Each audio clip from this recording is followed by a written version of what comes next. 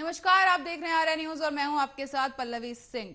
अक्सर आपने कई लोगों को धार्मिक दान पुण्य जन कल्याण के लिए प्रयत्न करते देखा होगा, पर आज हमारे साथ वो शख्सियत मौजूद हैं जो किसी भी परिचय का मोहताज नहीं है, और वो हैं नित्यानंद तिवारी जी, जिन्होंने अपना पूरा जीवन लोगों की भलाई, दान और पुण्य करने के लिए समर्पित कर दिया है। इन्होंने लोगों की भलाई के लिए एक ऐसा जरिया चुना है जो आपकी और हमारी सोच से परे है। धर्म और जाति से हटकर लोगों की आत्मा की शांति के लिए बिना किसी स्वार्थ के काम किया है। आइए खुद नित्यानंद तिवारी जी से ही जानते हैं कि वो क्या प्रेरणा थी जिसने इस कार्य के लिए उन्हें प्रेरित किया है। नित्यानंद जी, आपका बहुत बहुत स्वागत है आर्या न्यूज में। जी जी, बहुत बहुत धन्यवाद आपका। तो नित्यानंद जी, सबसे पहले मैं आपसे जानना चाहूंगी अपने एनजीओ का नाम और उसके बारे में कुछ। जी, जो कहने के लिए तो एनजीओ है, लेकिन मैंने अपनी माँ की याद में मेरी माँ का नाम था राजकली तिवारी। मैंने राजकली तिवारी जी के नाम पे एक राजकली महिला कल्याण समिति वाराणसी में बनाया है, और उसी संस्था के नाम से मैं बनारस और आसपास के जिलों से जो लावारिस लाशें आती हैं जिनको कि लोग गंगा जी में प्रवाहित कर देते थे, मैंने वो करके उनका अंतिम संस्कार शुरू किया है। जी। तो क्या कुछ वो प्रेरणा रही जिसने आपको इस पथ पर चलने के लिए प्रेरित किया कि लोगों की भलाई के लिए आपको इस तरह से काम करना चाहिए? जी, मैं बताना चाहूंगा आपको कि 13 सितंबर 2013 की बात है। मेरी माता जी की पुण्यतिथि थी, और पुण्यतिथि में चूंकि मेरा गरीब बच्चों का जो स्कूल है यहाँ पे फुलवरिया में माँ के नाम पे, माँ की याद में जो चलता है, और मैं उनकी पुण्यतिथि का सारा कार्यक्रम कर रहा था। उसके बाद मेरे साथ मेरे पिताजी थे, और उन्होंने कहा कि 1993 मेरी मदर की डेथ हो गई थी बनारस में ही।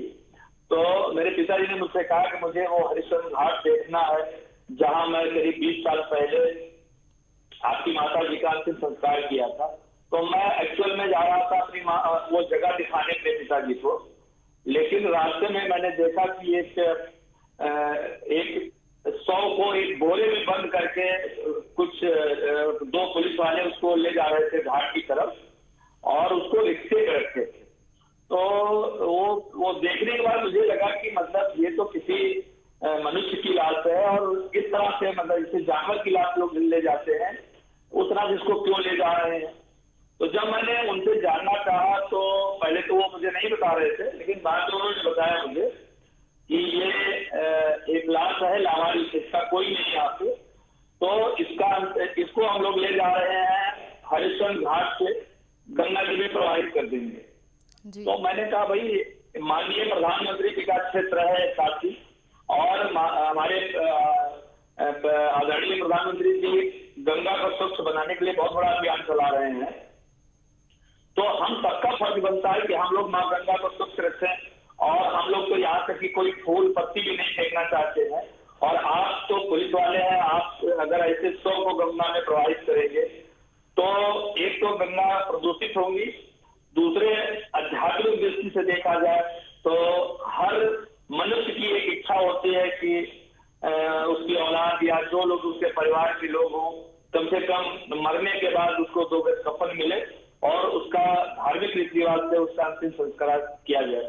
इन सब बातों को सोचते हुए मेरे दिमाग में आया कि मुझे अपनी माँ की याद में कुछ करना चाहिए, और मैंने उसी दिन से मैंने ये कार्यक्रम शुरू किया। मुझे प्रेरणा मिली उन्हीं से, माता जी के उससे, कि जो दिन अगर उसका कोई औलाद होती या वो उसका वारिस कोई होता तो कम से कम हर इंसान अपनी माता पिता या अपने भाई बहन सबको मतलब उसका अंतिम संस्कार अपने धार्मिक रीति रिवाज से कराता है।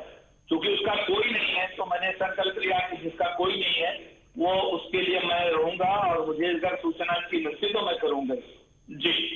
जी, सबसे पहले तो मैं बहुत सराहना करना चाहती हूँ आपकी इस सोच की जिसने इस बारे में सोचा।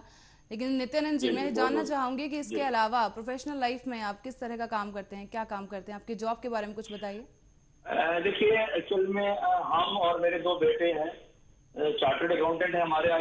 क्योंकि हम लोग इसको बहुत ज्यादा प्रचार प्रसार नहीं कर सकते, क्योंकि वो इंस्टीट्यूट का कुछ नियम है लेकिन हम लोग अपना एक प्रोफेशनल कंसल्टेंसी सर्विसेज चलाते हैं लोग, और इसके अलावा मेरा कुछ बिजनेस भी है, जिससे जो मेरा उससे जो मेरी आय होती है, उस आय में से हम लोग अपना हम और मेरे बेटे, मेरे परिवार के सारे लोग मिलके इस कार्यक्रम को करते हैं कि नहीं भाई, किसी को उसके धार्मिक रीति रिवाज से उसका अंतिम संस्कार कराया जाए। तो मेरा संकल्प है, और मुझे इसमें मेरे सारे लोगों का सहयोग रहता है, पूरे परिवार के लोगों का सहयोग रहता है। जी। तो ये आपकी जो संस्था है, तो ये अकेले ही काम करती है या आपके साथ कोई और संस्था भी जुड़ी हुई है, और कितनी टीम मेंबर है? ये बिल्कुल अकेले है, इसमें कोई संस्था नहीं जुड़ी है, ना कोई लोग है। मैं और मेरे परिवार के लोग जो है, मेरे बेटे है, मेरा भाई है, ये जो सब लोग हैं, बस उसी से अपना एक हम लोगों ने बना रखा है कि भाई मुझे कुछ करना नहीं है, बस ये जो लावारिस लोग हैं या तमाम ऐसे वारिस लोग भी आते हैं, जिनके वारिस रहते हुए उनके पास पैसा नहीं रहता, वो कफन खरीद सके, लकड़ी खरीद सके, और तो वो मुझे सूचना मिलती है, तो उसके लिए मैं और मेरा संकल्प है कि मैं खाना नहीं खाऊंगा, लेकिन मैं सबसे पहले इस कार्य को करूंगा, और उसमें सारे लोग, मेरे परिवार के लोग मेरा साथ देते हैं। जी। तो इसके साथ साथ मैं जानना चाहूंगी कि लगभग तकरीबन हर रोज आप कितने शवों का अंतिम संस्कार करते हैं? जी, मैं समझता हूँ कि लगभग 2-3 तो लगभग रोज आते हैं। जी। जैसे आज की घटना मैं आपको बताऊं, आज मेरे पास बनारस से 3 लावारिसों का फोन मेरे पास आ चुका है। कल संबंधित जो थाना अध्यक्ष होता है, वो मुझे अपने CUC नंबर से फोन करता है, तो बनारस के पास में एक मिर्जा मुराद थाना है, वहां से एक लावारिस है, एक यहाँ सिगरा थाना है बनारस में रेलवे स्टेशन के पास, वहां से, और एक GRP का है। इस तरह से अभी तक मेरे पास 3 फोन आ चुके हैं। तो आज 3 है, लेकिन शाम तक ये हो सकता है 6 हो जाए, 2-4 फोन और आ सकते हैं मेरे पास। तो ऐसे मैं समझता हूँ 2, 3, 4, कभी कभी 10 लावारिसों का फोन आ जाता है, तो मुझे 10 का कराना पड़ता है। जी। तो मतलब पुलिस वाले खुद आपसे कांटेक्ट करते हैं, या कई बार आप भी उनसे पूछते हैं इस बारे में कुछ कि लावारिस शव है तो आपको हमको सूचना मिलती है, पब्लिक का फोन आता है मेरे पास, तो मैं पुलिस को सूचना देता हूँ, क्योंकि वो लावारिस होती है, तो उसमें पुलिस की मौजूदगी जरूरी है। तो चाहे मुझे सूचना मिले तो मैं पुलिस को सूचना देता हूँ, और पुलिस को सूचना मिलती है तो पुलिस पहले उसको ले जाके उसका 72 घंटे उसका इंतजार करती है, और प्रचार प्रसार करने की कोशिश करती है कि हम इस शव के विषय में कुछ जानकारी हमको मिल जाए। अगर कोई मिल जाती तो वारिस हो जाती है, और नहीं मिलती है तो 72 घंटे बाद उसका पोस्टमार्टम हो जाता है, और पोस्टमार्टम होने के बाद वो हमको बताते हैं, तो फिर मैं हरिश्चंद्र घाट जाता हूँ, और वो लोग पोस्टमार्टम हाउस से डेड बॉडी को लेके हरिश्चंद्र घाट आते हैं। तो नित्यानंद जी, करीब तकरीबन कितने साल हो गए आपको ये काम करते हुए? और कभी कभी मुस्लिम शव आते हैं, तो उसके लिए फिर मुझे कब्रिस्तान जाना पड़ता है। जी। तो नित्यानंद जी, कितने साल तकरीबन आपको हो गए हैं इस तरह से ये अंतिम संस्कार करते हुए, ये काम करते हुए? ये 13 दिसंबर 2013 से मैं शुरू किया हूँ। तो शुरू में तो चूंकि लोग को जानकारी नहीं थी, तो 2 दिन 5 दिन पे 1-2 आती थी, बस ये धीरे धीरे लोगों के द्वारा इसका बहुत ज्यादा लोगों को मालूम हो गया है। तो बनारस, चंदौली या जो इसके आसपास के जो जिले हैं, वहां पे पुलिस को सबको मालूम है, तो पुलिस वालों को मालूम है। कभी कभी लावारिस कैदी जेल में कोई मर जाता है तो उनका भी फोन आता है। तो ये 2013 से मैं कर रहा हूँ। जी। तो क्या कुछ परेशानियां या स्ट्रगल आपने देखा इस दौरान जब आपने शुरू ही किया था ये? जी नहीं, मैं तो चूंकि अध्यात्म पे पूरा भरोसा रखता हूँ, और मैं समझता हूँ कि मैंने जब से लावारिस लाशों का अंतिम संस्कार शुरू किया, तब से मुझे कोई परेशानी नहीं आई, ना तो आर्थिक, ना सामाजिक, ना मानसिक। मैं तो समझता हूँ कि ये मेरे लिए बहुत पुण्य का कार्य है, और मुझे बहुत आत्मशक्ति मिल रही है। तो मुझे दिन पर दिन मेरा विकास भी हो रहा है, और मुझे मेरा आत्मबल भी बहुत बढ़ रहा है कि मैं इसको ज्यादा से ज्यादा हम इसका प्रचार प्रसार कर सके, और कार्यक्रम को मैं शुरू करूं, इसके लिए भी मेरा प्रयास जारी है। जी। नित्यानंद जी, आपने एक एम्बुलेंस सेवा भी शुरू की है, तो मैं चाहूंगी आप उसके बारे में थोड़ा कुछ विस्तार से बताएं।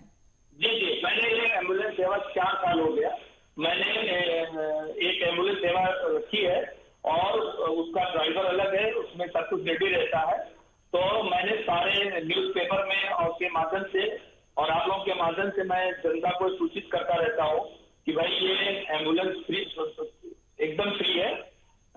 ये सेवा मेरी केवल बनारस शहर के लिए है। जो भी व्यक्ति को जरूरत होती है वो मुझे फोन करता है, तो उसके घर से उसके पेशेंट को हम लोग अस्पताल ले जाते हैं या अस्पताल से उसको उसके घर छुड़वाते हैं। उसके लिए बिल्कुल कोई शुल्क हम नहीं लेते, एकदम निःशुल्क है। और मेरा मोबाइल नंबर लिखा हुआ उस पर 9889269736। इस नंबर पे कोई भी आदमी को फोन करता है तो गाड़ी तुरंत जाती है और जो सेवा है वो उसको हम लोग उपलब्ध कराते हैं। जी। तो नित्यानंद जी, कितने समय से कितने समय तक के लिए एम्बुलेंस सेवा चलती है रोज, और कहां से कहां तक के लिए जो है ये सेवा मुहैया कराई जाती है? ये क्योंकि मेरी ऑफिस यहाँ बनारस में काशी विद्यापीठ के पास है, तो काशी विद्यापीठ से ये 24 घंटा बिल्कुल फ्री है। मेरा ड्राइवर, मेरी गाड़ी एक तो यहाँ खड़ी रहती है। किसी भी टाइम कोई मुझे फोन करता है, ड्राइवर को फोन करता है, तो वो उसके लिए कोई दिन रात का मैटर नहीं है। वो किसी भी टाइम कोई फोन करता है तो तुरंत वो सेवा, वो ड्राइवर मेरा गाड़ी लेके जाता है और उसके पेशेंट को अस्पताल या अस्पताल से उसके घर पहुंचाता है। जी। तो नित्यानंद जी, जिस तरह से आपने कहा कि आप अंतिम संस्कार जो शवों का करवाते हैं, तो क्या कुछ खर्च जो है निकलकर सामने आता है? जी, एक्चुअल में इसके पीछे भी एक बड़ी घटना है। जब मैं पहली बार गया था वहां पे, तो लावारिस लाश के लिए मैंने जब वहाँ चौधरी जो घाट का काम करते हैं उनसे मैंने पूछा तो कि भाई एक लाश का आप लोग क्या लेते हैं? तो उन्होंने कहा कि नहीं, ऐसा कुछ नहीं है, एक हम लोग जैसा आदमी आता है उसके हिसाब से उसका पैसा लेते हैं।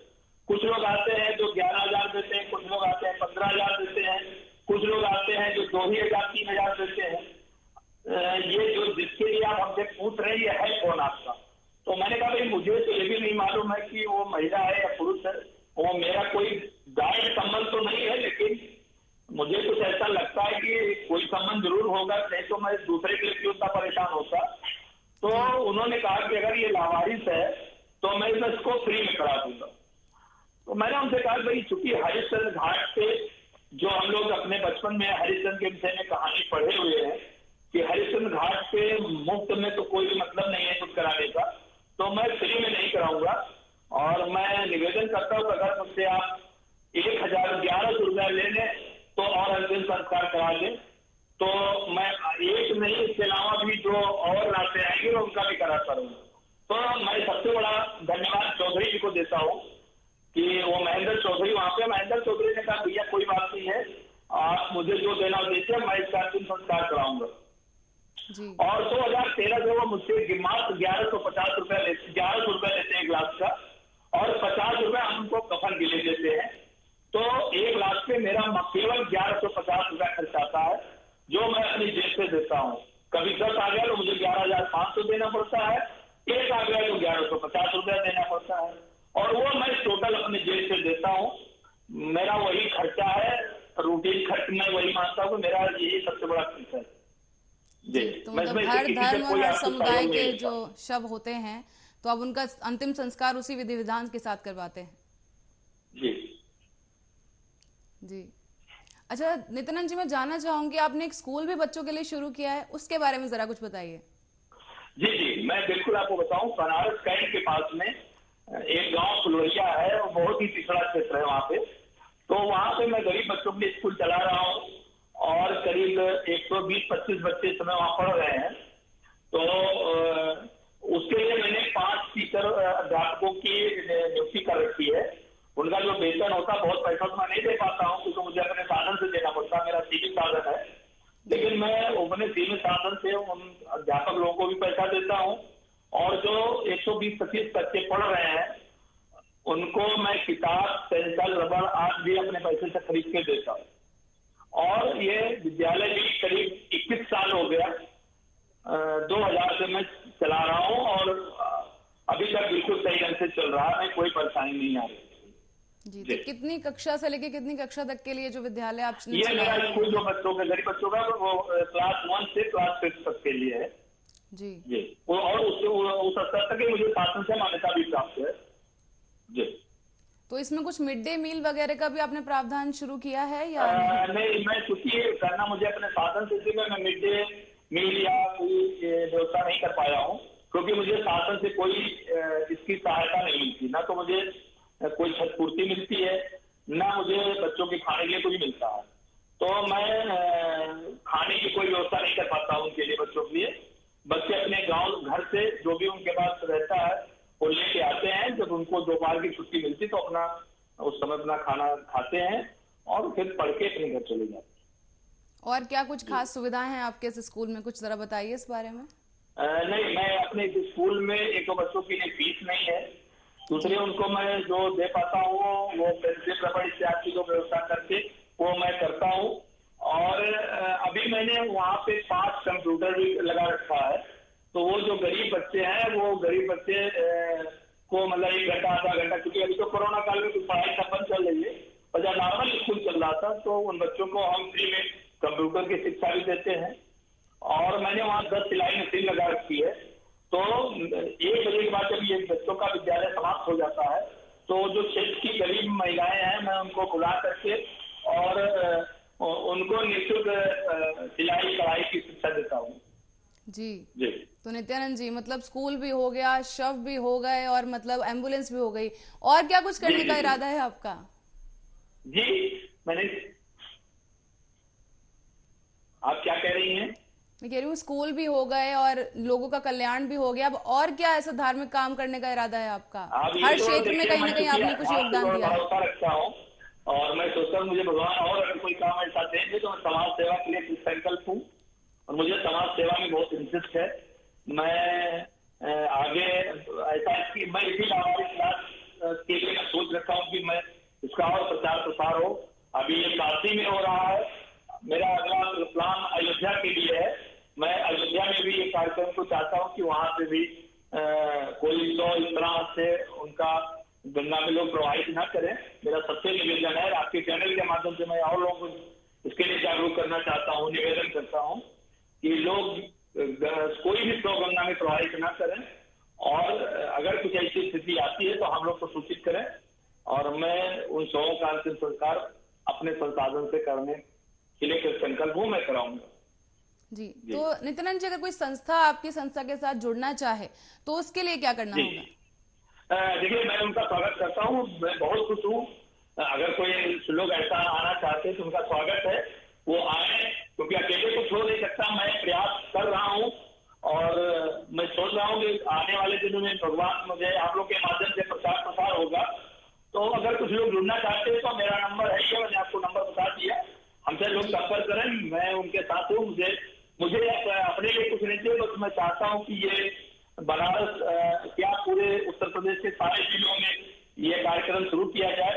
और मुझे अंदर ये बात मालूम है कि बहुत हर जगह ये समस्या आ रही है, जिसको पुलिस वाले उसका सही अंतर संस्कार नहीं करा रहे हैं और उसको जो है गंगा जी में प्रवाहित कर देते हैं। तो मैं चाहता हूँ कि इस पे रोक लगाया जाए और गंगा को स्वच्छ और सुंदर बनाने के लिए सारे लोग इस अभियान में हमसे सम्मिलित हो। मैं सबको इसके लिए आमंत्रित करता हूँ कि सब लोग आए और इस संस्था से जुड़ के इस कार्यक्रम को और आगे बढ़ाएं। जी। तो अपने एनजीओ को लेकर आपके आगे क्या प्लान्स हैं कि कितना कहाँ आप जो है अपना एनजीओ जो स्थापित करना चाहते हैं? समाचार आवाज नहीं आ रही थी। जी बताएं। जी, मैं कह रही हूँ अपने एनजीओ को लेकर आपके आगे के क्या प्लान्स हैं कि कितना जो है कहाँ आप इसे स्थापित करना चाहते हैं? जी, मैं चाह रहा हूँ कि ये अयोध्या आसपास के अयोध्या हो, बनारस में तो चल ही रहा है, मिर्जापुर है ये और जौनपुर है, ये जो हमारे क्षेत्र के आसपास के जिले हैं, सब में हम लोग इस कार्यक्रम को शुरू करें। जी। तो और कितनी टीम है आपकी और कितने लोगों को आप जो है भर्ती कर रहे हैं इस एनजीओ के जरिए, ये जैसे और कोई लोग अगर आपकी सहायता करना चाहते हैं? जी, मेरे साथ जो लोग जुड़े हुए हैं वो सब मेरे ही हाथ से हुआ है, तो मैं समझता हूँ कि मेरे साथ सब मेरे परिवार के और हमारे ऑफिस से जो कार्य कर रहे हैं वो सारे लोग मेरे साथ जुड़े हुए हैं। जी, बच्चे हैं और लोग हैं, रीता सिंह है, देवांग तिवारी है, हेमंत तिवारी है, हिमांशु है, गुरुचरण है, ऐसे बहुत लोग हैं जो मेरे साथ इसके लिए खड़े रहते हैं। वो कहते नहीं मुझे कोई काम बताइए, तो मैं बोलता हूँ भाई काम क्या है, घाट पे जाना है, वहां पे पैसा मैं दे रहा हूँ। अगर मैं कहीं बाहर रहता हूँ तो मैं इन लोगों को भेज करके और रोज का रोज पैसा जो होता है वो मैं उनको पैसा दे देता हूँ और वो कार्यक्रम हो जाता है। जी नित्यानंद जी, जाते जाते एक आखिरी सवाल जानना चाहूंगे आपसे कि अब तक कितने शवों का जी अंतिम संस्कार आप करवा चुके हैं? कुछ इसका रिकॉर्ड जी वगैरह भी आप रखते हैं? हाँ, मेरे पास बिल्कुल रिकॉर्ड है। मैं चाहूंगा कि मैं अभी आपको जी और मैं समझता हूँ आज का मेरा जो है वो 12,152 जो है वो तो हो चुका है और आज अभी 3 और हो जाएगा। जी तो ये करीब 12,155 लावारिस लाशें आज तक की डेट में का मैं अंतिम संस्कार करा चुका हूँ।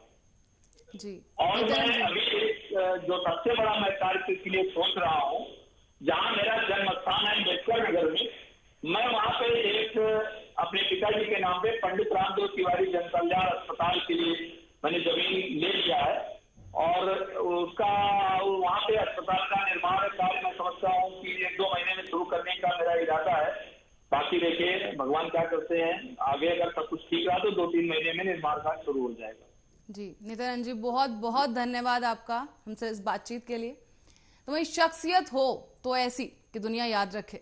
खुद के लिए किया तो क्या किया, कर्म वो करो जो दूसरों का उद्धार करे। ये चंद पंक्तियां नित्यानंद तिवारी जी पर बिल्कुल सटीक बैठती हैं, जिन्होंने मानव कल्याण के लिए अनेकों महत्वपूर्ण काम किए और आगे भी वो इसी तरह निस्वार्थ भाव से लोगों के लिए कार्य करते रहेंगे। बहुत बहुत धन्यवाद नित्यानंद जी का। और हम आपसे कहना चाहेंगे हमारी इस पेशकश में बस इतना ही। आप देखते रहिए आर्या न्यूज।